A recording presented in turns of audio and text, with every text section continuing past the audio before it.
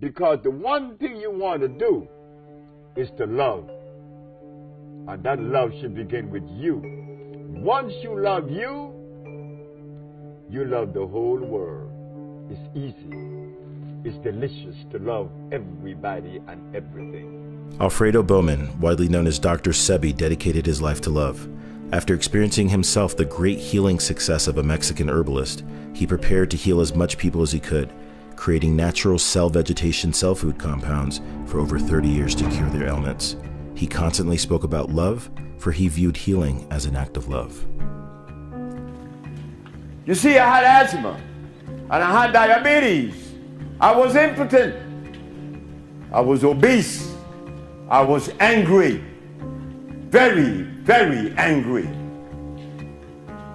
But a Mexican is so grounded that he took your brother, Sebi, and healed him. And now, that Mexican prepared me for you. After decades of success in Los Angeles, in 2005, Dr. Sebi left his business in the hands of his daughter, Zave Chapman, his wife, Patsy Williams, and Neela Collins, while he conducted research to develop new herbal products in Honduras. Would you just trust those that you had given so much love to? 9 years went by before he started suspecting those that he had trusted with his company. Once he returned to LA, he found Nina and Patsy had taken over his business with the help of his own daughter, Zave Chapman. Never had he imagined that the ones that he loved would conspire to betray him.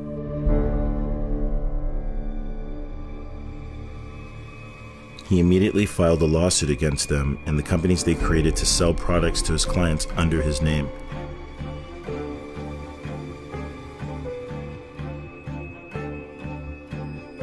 Accusing them of things such as wrongful appropriation of business, fraud, false advertising, conversion, and defamation.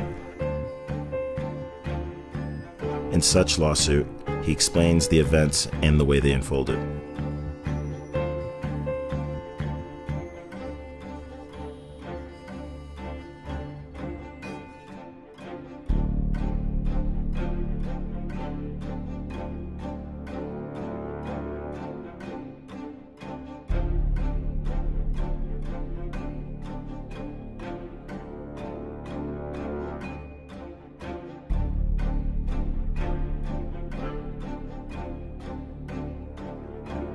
I align myself with women that are bad. I have some rotten ones around me now. My wife, my ex-wife, my manager, my daughters, they all conspired against me.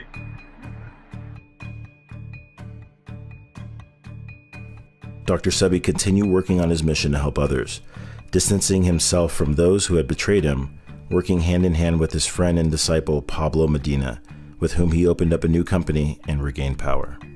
I worked with a young man named Pablo Medina. Pablo Medina is a Mexican. He belongs to a tribe known as the Huichol. You're going to be the recipient now of some new medicine that Pablo put together. So yes, you're going to get the best compound I've ever made in my life. He died 2 years later in a jail in Honduras. He was imprisoned and accused of money laundering, along with Pablo, who had traveled with Dr. Sebi for him not to travel alone. Pablo took jail time for Sebi for 5 months, 2 months with him and 3 months after he passed away. They were later found innocent, but Sebi had passed away already. He was 83 years old.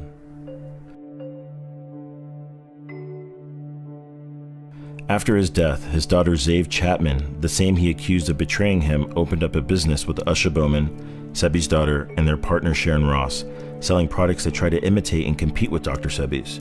They have used social media to show love, respect, and appreciation for him and his work, giving the image of themselves and their company as being a continuation of his mission.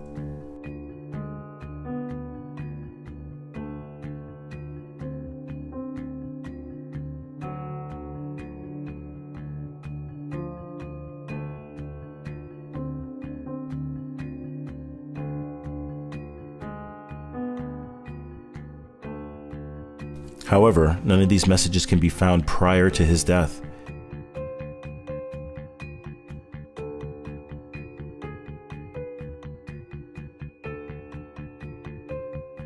And quite a different opinion of her father surfaces once you look into Zave's litigation declarations.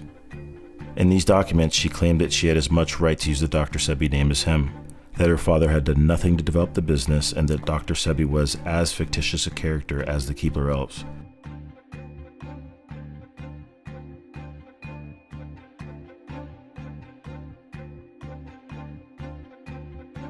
And even thanked her father for being dead.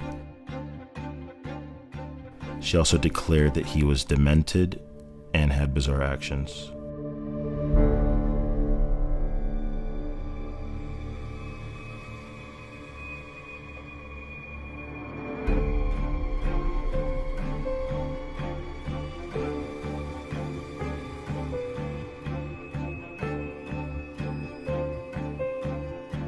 She even tried to humiliate him by wanting him to admit that he had no medical training, that there was no cure for AIDS, no cure for herpes, and that he had not developed any formulas. Zave, Patsy, aka Miss Dr. Sebi, if you contend that Dr. Sebi didn't create any formulas, then who did? You? In their efforts to discredit their father's products for the sake of their business, while using his image for profit, Zave and Usha, together with their partner Sharon Ross from the UK, created an elaborate hoax to make people believe that Dr. Sebi's hair products could have terrible side effects. This shit got me fucked up. Look at my motherfucking face. Do you see this bullshit? This motherfucking shit right here. This hair follicle fortifier motherfucking shit. Fortified my eyes motherfucking closed. Fortify my goddamn scalp to look like this shit. You know what I'm saying?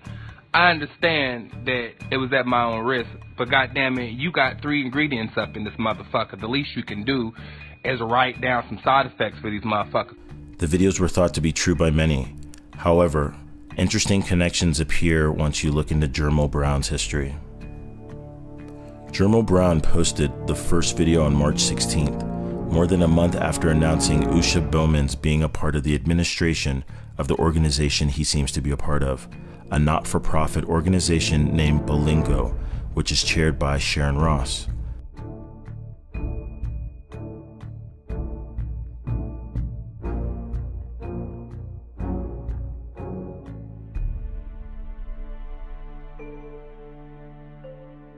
Together, they fabricated the story to hurt Dr. Sebi's legacy, reputation, and tricking people into buying their fake products instead.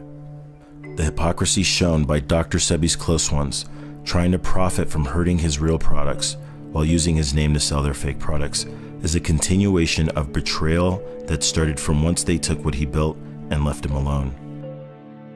Where were his loved ones while he was in jail? Where was Zave, Usha, Patsy, and Nina? Sebi's story is a sad one of love and betrayal.